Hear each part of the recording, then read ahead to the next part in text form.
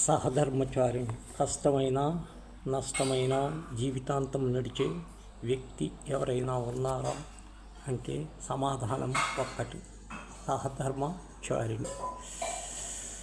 కుటుంబం కోసం సర్వశక్తులు ధారపోసి ఎన్నో త్యాగాలు, భర్త క్షేమం కోసం తృప్తి పుట్ట, తల్లిలా వెన్నంటి స్నేహితురాలిలా మగవారి జీవితంలో ప్రవేశం, చైతన్యం నింపుట, జ్ఞాపకాలు పంచుకొని కష్టాలు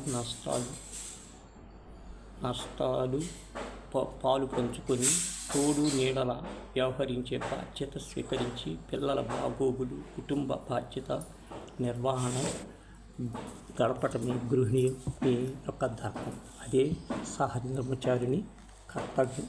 పిల్లల్ని పెంచుట, బాధ్యతలను గుర్తెరుగుట, తర్వాత ధర్మాన్ని నిర్వర్తించుట, కష్టంలోనూ సుఖంలోనూ పాలు పంచుకుంటా, ఇవన్నీ సహధర్మచారిణి యొక్క గొప్పతనం.